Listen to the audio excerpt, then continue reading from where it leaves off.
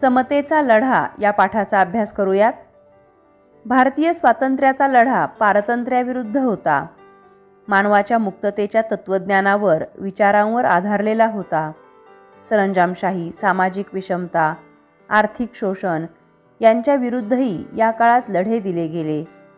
समाजवादी समाजरचना आणण्याचे प्रयत्न या काळात झाले। सामाजिक समतेसाठी शेतकरी, कामगार, स्त्रिया, दलित या घटकांनी लढे दिले। आपण त्या काळामध्ये झालेल्या शेतकरी चळवळी पाहूयात। बंगालमध्ये नीळ उत्पादनाच्या सक्तीविरुद्ध शेतकऱ्यांनी संघटना उभारून उठाव केले। बंगालमध्ये नीलदर्पण या दीनबंधू मित्र यांच्या नाटकाने नीळ उत्पादक शेतकऱ्यांची हालाकीची स्थिती मांडली आणि ती समाजासमोर आली। शेतकऱ्यांचा उठाव 1875 साली शेतकऱ्यांनी जमीनदार व सावकार यांच्या अत्याचाराविरुद्ध मोठा उठाव केला।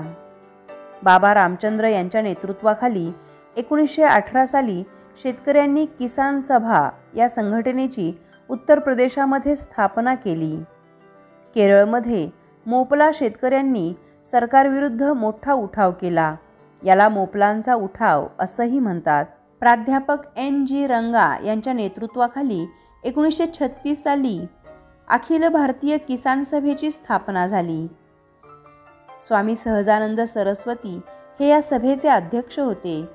या सभेने शेतकऱ्यांच्या हक्कांचा जाहीरनामा तयार करून राष्ट्रीय सभेला सादर केला। अतिवृष्टीने पिके बुडालेल्या पूर्व खानदेशात शेतकऱ्यांनी शेतसारा माफीसाठी साने गुरुजी यांच्या नेतृत्वाखाली सभा मिरवणुका काढल्या। कलेक्टर कचेरीवर मोर्चे काढले।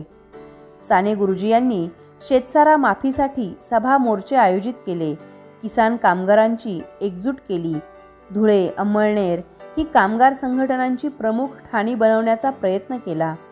पंढरपूरचे विठ्ठल मंदिर दलितांसाठी खुले करावे म्हणून पंढरपूर येथे आमरण उपोषण केले। कामगार नेते, संघटन व त्यांच्या चळवळी याविषयी अभ्यास करूयात। बंगालमध्ये शशीपत बॅनर्जी यांनी स्थानिक पातळीवर कामगारांचे संघटन केले। महाराष्ट्रामध्ये नारायण मेघाजी लोखंडे यांनी कामगारांचे संघटन केले। त्यांना भारतीय कामगार चळवळीचे जनक असे म्हटले जाते। आसाममध्ये चहा कामगारांचे आंदोलन झाले। चहाच्या मळ्यात काम करणाऱ्या कामगारांनी त्यांच्या पिळवणुकीविरुद्ध मोठे आंदोलन केले। ग्रेट इंडियन पेनिन्सुलर रेल्वे कामगारांनी आपल्या मागण्यांसाठी 1899 मध्ये संप पुकारला होता। 1920 साली all India trade union Congress या राष्ट्रव्यापी संघटनेची स्थापना झाली। ना. म. जोशी यांचा आयटकच्या स्थापनेत मोठा वाटा होता। आयटकच्या पहिल्या अधिवेशनाचे अध्यक्ष लाला लजपतराय होते। राष्ट्रीय आंदोलनात कामगारांनी सक्रिय होण्याचे आवाहन त्यांनी केले। 1928 साली मुंबईतील कामगारांचा 6 महिने संप घडवून आणला। कामगार वर्गात समाजवादी विचारांचा प्रसार करून त्यांच्या लढाऊ संघटना उभारण्याचे डांगे मुझफ्फर अहमद यांनी काम केले। रेल्वे कामगार, ताक कामगार, गिरणी कामगार इत्यादींनी सुद्धा संप केले, लढे दिले। कामगारांची वाढती शक्ती राष्ट्रीय चळवळीला पूरक व उपयुक्त ठरली। समाजवादी चळवळीची माहिती घेऊयात। सामान्य जनतेच्या हिताच्या रक्षणासाठी ब्रिटिश सरकार उलथून टाकणे, आर्थिक व सामाजिक समतेच्या तत्वावर समाजाची फेररचना करणे या जाणीवेतून भारतात समाजवादी विचारसरणीचा उदय व विकास झाला। राष्ट्रीय सभेतील समाजवादी तरुणांनी नाशिकच्या तुरुंगात शिक्षा भोगत असताना राष्ट्रीय सभेच्या अंतर्गत समाजवादी पक्ष स्थापन करण्याचा निर्णय घेतला। 1934 साली स्थापन झालेल्या या पक्षाचे प्रमुख नेते आचार्य नरेंद्र देव, जयप्रकाश नारायण, डॉक्टर राम मनोहर लोहिया, मीनू मसानी।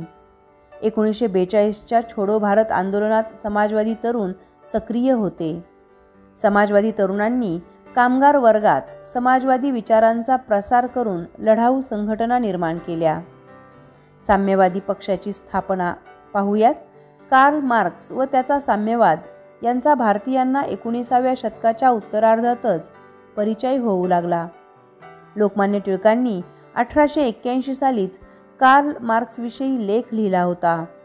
मानवेंद्रनाथ रॉय यांचा आंतरराष्ट्रीय साम्यवादी चळवळीत सक्रिय सहभाग होता. पहिल्या महायुद्धानंतर भारतात साम्यवादाचा प्रभाव वाढू लागला. 1925 साली भारतात साम्यवादी पक्षाची स्थापना झाली.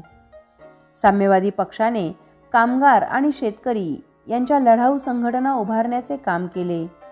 साम्यवादी चळवळीच्या वाढत्या प्रभावामुळे सरकारने श्रीपाद अमृत डांगे, मुझफ्फर अहमद, केशव निळकंठ जोगळेकर यांना पकडून त्यांच्यावर ब्रिटिश राजवट उलथवून टाकण्याचा कट केल्याचा आरोप केला. मिरत येथे चाललेल्या खटल्यात या साम्यवादी नेत्यांना शिक्षा ठोठावण्यात आल्या. हाच मिरत कटाचा खटला होय. आपण स्त्रियांच्या चळवळीविषयी माहिती घेऊयात. दुय्यम स्थान असलेल्या भारतीय समाजव्यवस्थेत दुष्ट चालीरीतींमुळे स्त्रियांवर अन्याय होत असे. 20व्या शतकात जागृत झालेल्या स्त्रिया स्त्रीविषयक सुधारणा चळवळीत पुढाकार घेऊ लागल्या. वारसा हक्क, मतदानाचा हक्क इत्यादी प्रश्नांबाबत स्त्रिया संघर्ष करू लागल्या. सार्वजनिक जीवनात स्त्रियांचा सहभाग वाढू लागला. 1935च्या कायद्यानंतर प्रांतिक मंत्रिमंडळातही स्त्रियांचा समावेश झाला.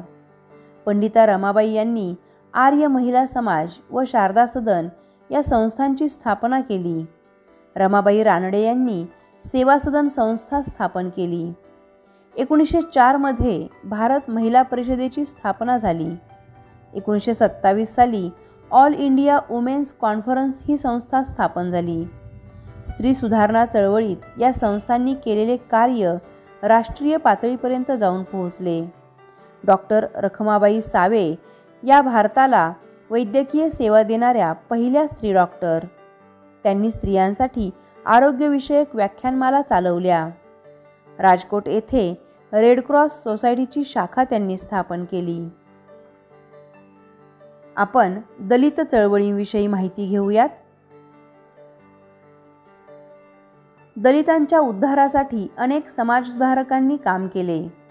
गोपाळ बाबा वलंकर यांनी अस्पृश्यता निर्मूलनाचे काम केले. विटाळ विध्वंसन या पुस्तकातून अस्पृश्यतेचे खंडन केले. शिवराम जानबा कांबळे यांनी अस्पृश्यता निर्मूलनासाठी कार्य केले. सोमवंशीय मित्र मासिक सुरू करून मुरळी जोगतिनीच्या प्रश्नांना वाचा फोडली. देवदासींच्या विवाहासाठी पुढाकार घेतला. महात्मा ज्योतिराव फुले, नारायण गुरु यांनी दलितांना मिळणाऱ्या अन्याय वागणुकीविरुद्ध जनजागृती केली. राजर्षी शाहू महाराज यांनी कोल्हापूर संस्थानात जातीभेद निर्मूलनाचे काम केले. आरक्षणाचा क्रांतिकारी जाहीरनामा काढला. मोफत व सक्तीच्या प्राथमिक शिक्षणाचा कायदा केला. रोटीबंदी, बेटीबंदी, व्यवसायबंदी यांना पायबंद घातला. बलुतेदार पद्धती नष्ट केली. विठ्ठल रामजी शिंदे यांनी दलितांच्या प्रगतीसाठी डिप्रेस्ड क्लासेस मिशन या संस्थेची स्थापना केली. मराठी शाळा स्थापन केल्या. पेरियार रामस्वामी नायकर यांनी तामिळनाडूमध्ये अस्पृश्यता निर्मूलनाची चळवळ उभी केली. महात्मा गांधी यांनी अस्पृश्यता निवारणाचे काम केले. दलितांवरील अन्याय दूर करण्याचा प्रयत्न केला. हिंदू पंडितांशी वाद करून अस्पृश्यतेला शास्त्राधार नसल्याचे प्रतिपादन केले.